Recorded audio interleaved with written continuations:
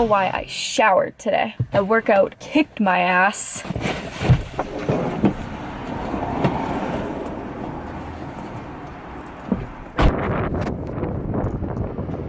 Can I please get a grande passion fruit tea? Do you want the iced tea? The hot tea, actually. Thank you. Thank you.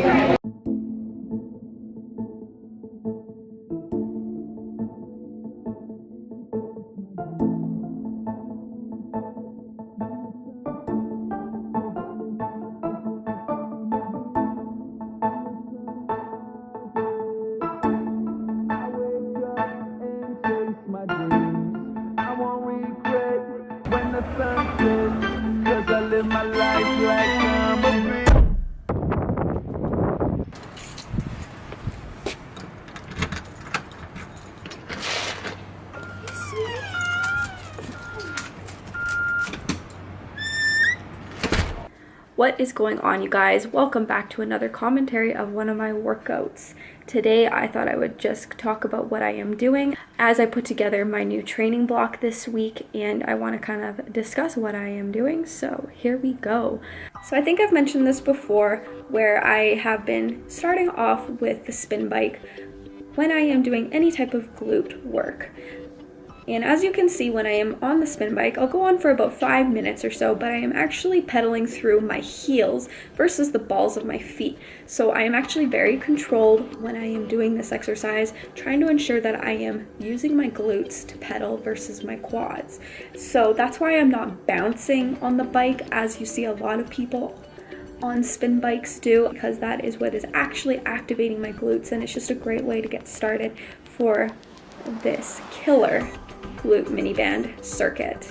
First off, I am starting off with just some conventional deadlifts, and I am doing 4 sets of 4 here at 77%. I've kept my 1 rep max at a conservative amount of 225 pounds. I am hoping to bump that back up to 240 pounds in the near future once I'm able to test my maxes again, but for right now we're going to keep a conservative 1 rep max of 225. So I did 4 sets here at 4 reps, and then for the remaining portion of this workout I'm actually doing a big glute circuit. I enjoy doing a lot of mini band work. I was originally introduced to mini bands through Sohee Lee. I also did a lot of glute circuits during my off season last year, and I really enjoyed it. So I decided when I was building my new program this year that I wanted to incorporate that back in. Today was day 1 of it, and let's just say that my cardio is shit.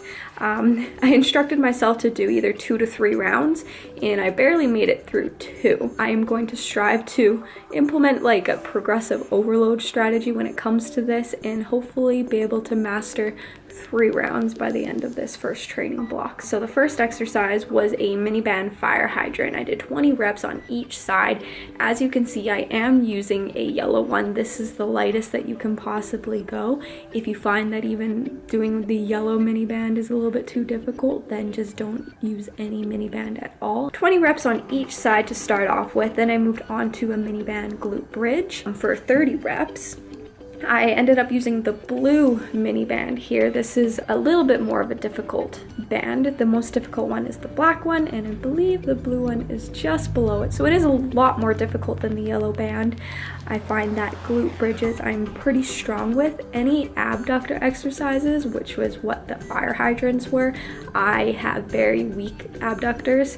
So that's why I am using a lower resistance mini band here. And for the glute bridge, I'm able to actually incorporate a higher resistance band.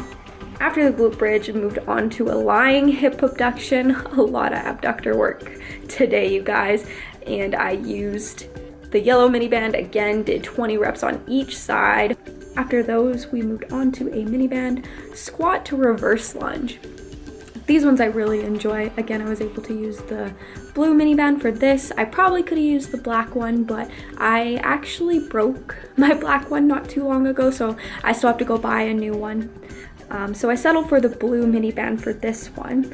I did 20 reps on each side, so So when you're doing these ones, I've had a lot of people say that they don't feel them, and the reason for that is because you want to try to force your hips out. So the point of having the mini band around your knees like this is that the mini band's going to try to close your legs together. So if you allow the mini bands to close your legs together, you're not going to feel it in your glutes and your abductors. So as you are squatting and as you are going to reverse lunge, you want to make a conscious effort to force your hips open, and then you will start to feel them firing off. So really pay attention when you are going through this versus just going through the range of motion. The next one, I moved on to a single leg hip thrust.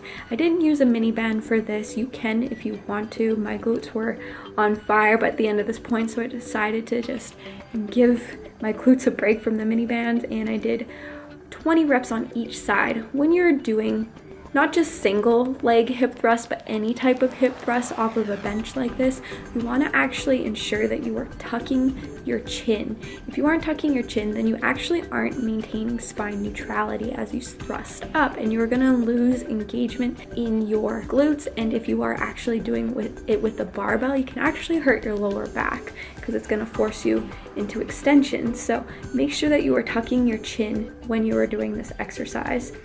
And for this, I think I'll mention again just in case I didn't, 20 reps on each leg.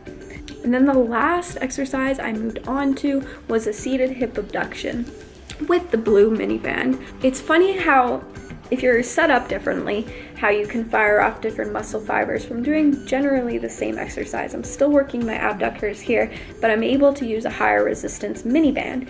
So because this was a little bit easier for me sitting forward like that, I actually sat backwards, and as you can see, my hands, I placed them in a different spot closer to the back of the bench, and by sitting back like that, it actually made it so much more difficult firing off just different muscle fibers in that area, and it just added a level of difficulty to the exercise. Play with it. I mean, sitting forward, you can sit upright, or sitting further back, you're gonna engage different areas of your abductors, so play with it just to see which one is more difficult for you and which area you think you have to work on a little bit more.